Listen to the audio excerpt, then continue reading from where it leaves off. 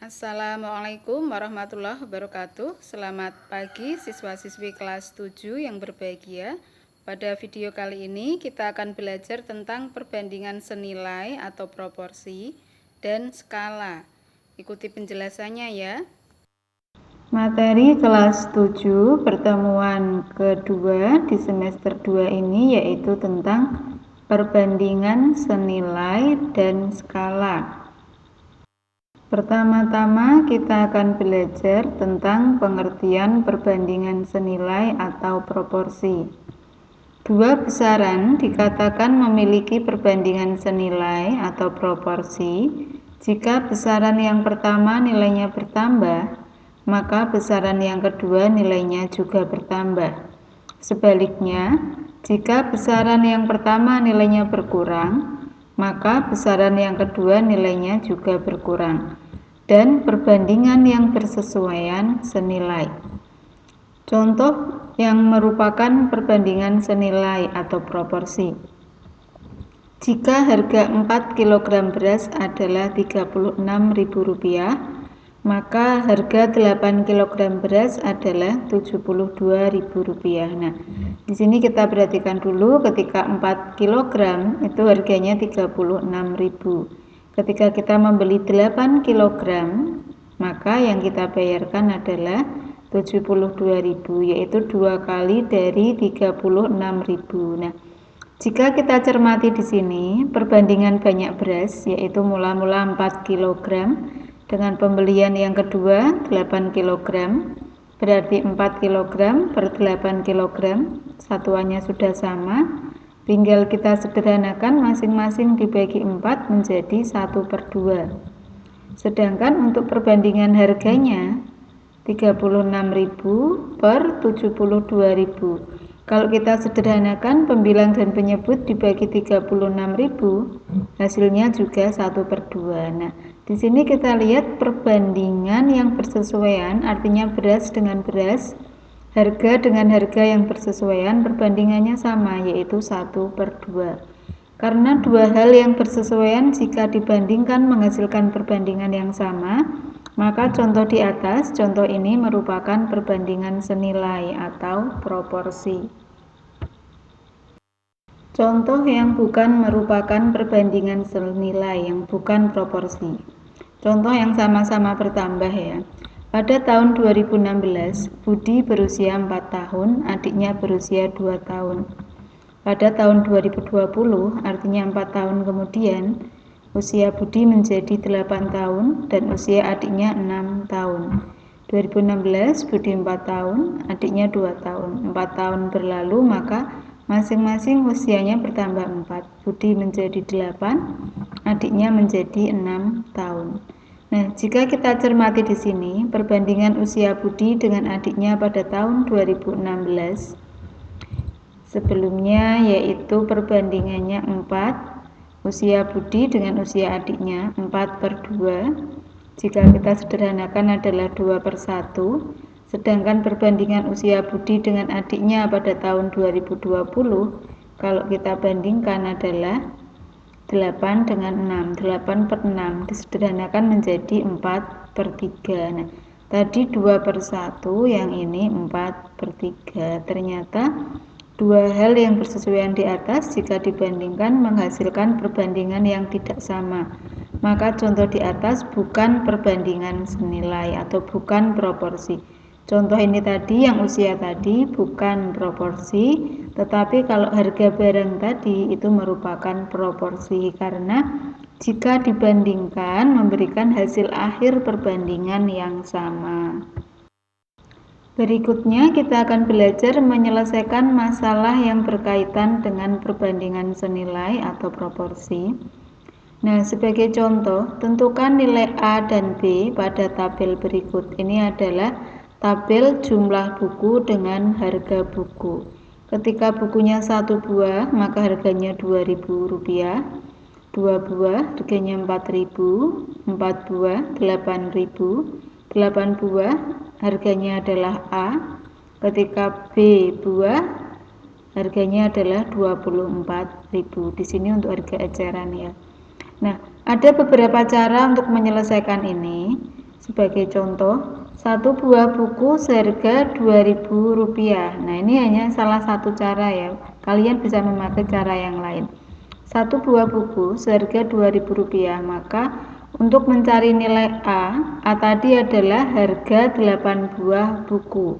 Satu buku 2.000, maka harga 8 buah buku adalah 8 kali 2.000, yaitu 16.000.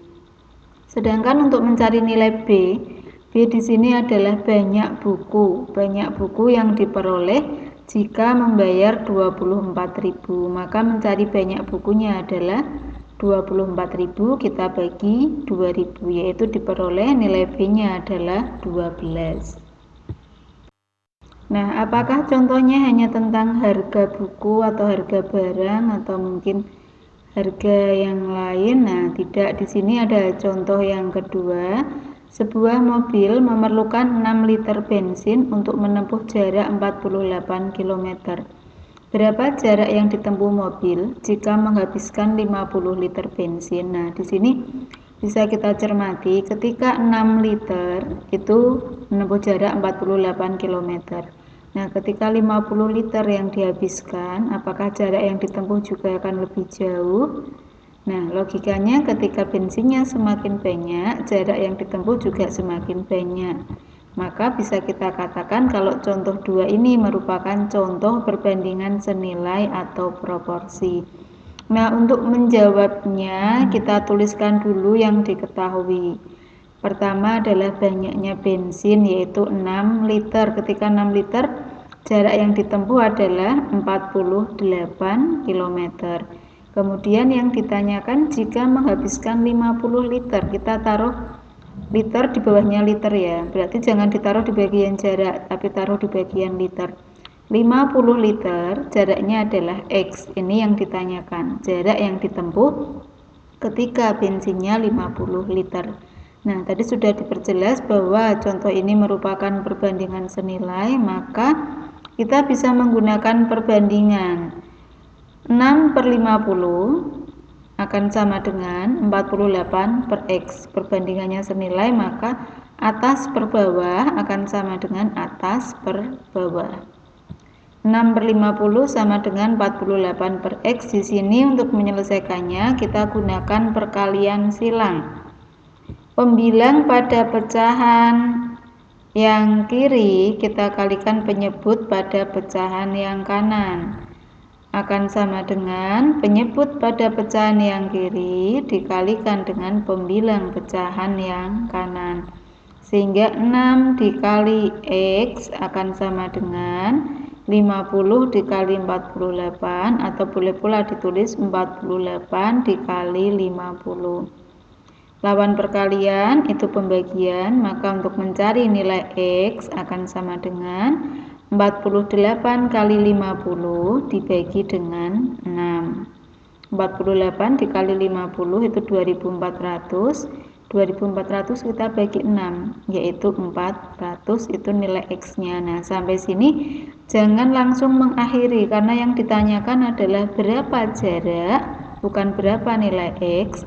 Nah, karena berapa jarak yang ditempuh mobil, maka kita akhiri dengan kesimpulan. Jadi, jarak yang ditempuh dengan 50 liter bensin adalah 400 km. Nah, apakah ini satu-satunya cara? Tidak. Anak-anak boleh memakai cara seperti contoh 1 tadi, yaitu menggunakan harga satuan terlebih dahulu.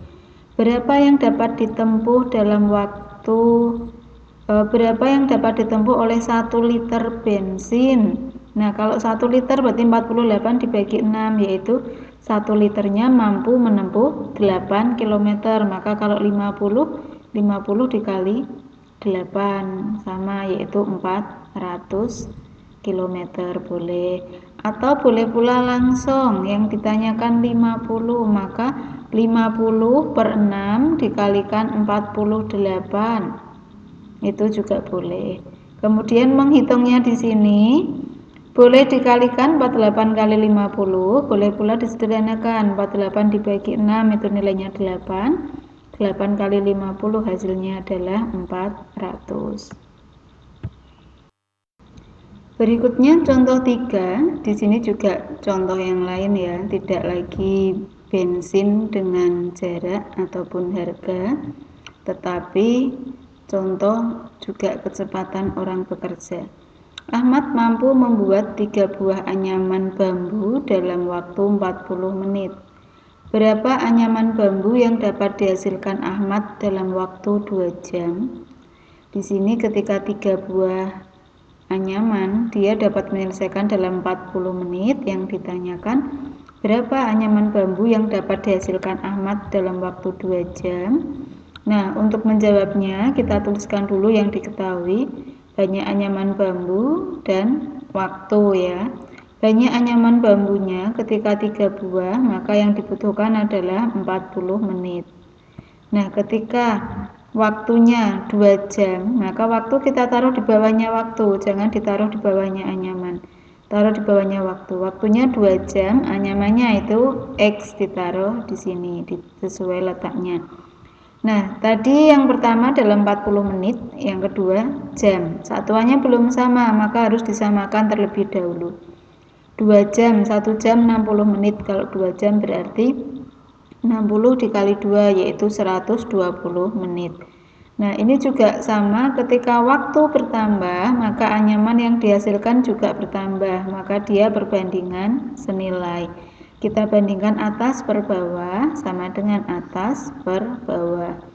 3 per X sama dengan 40 per 120. Terus kita kalikan silang.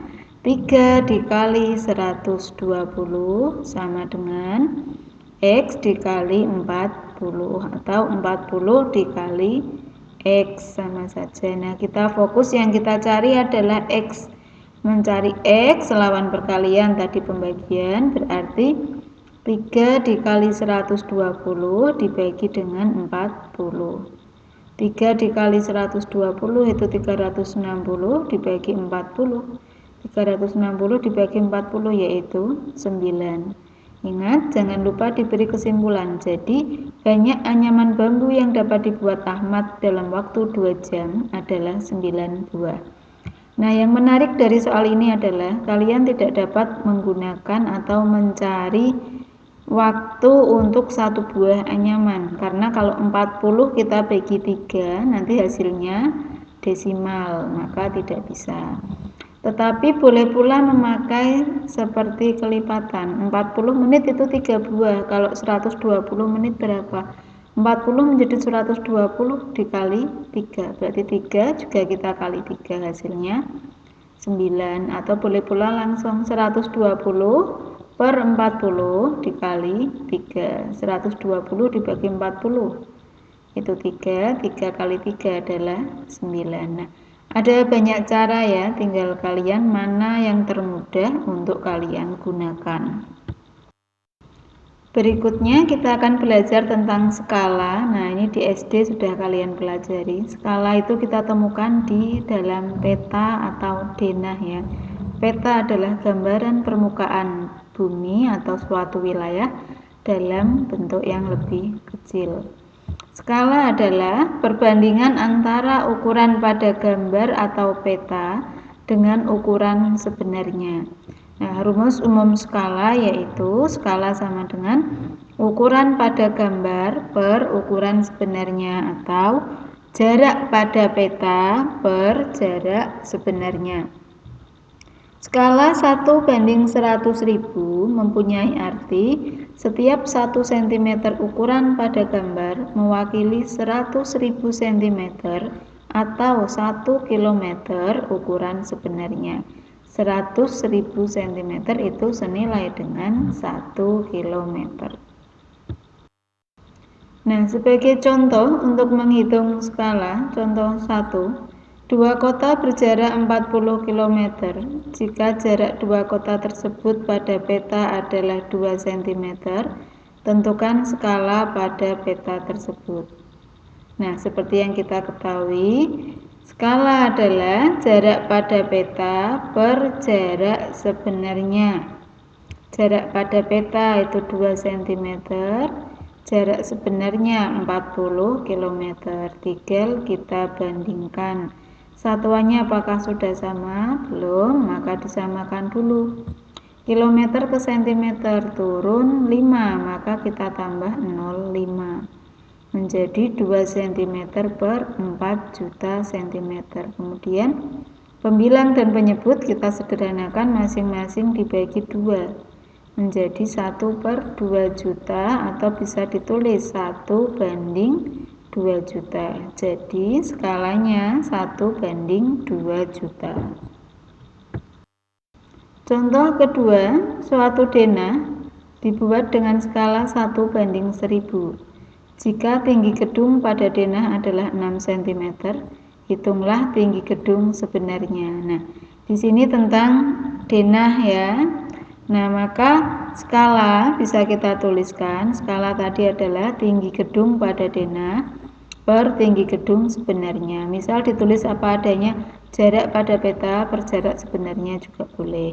Tinggi gedung pada peta juga boleh. Tinggi gedung pada denah per tinggi gedung sebenarnya. Maka ketika yang ditanyakan tinggi gedung sebenarnya itu akan sama artinya dengan tinggi gedung pada denah dibagi dengan skala.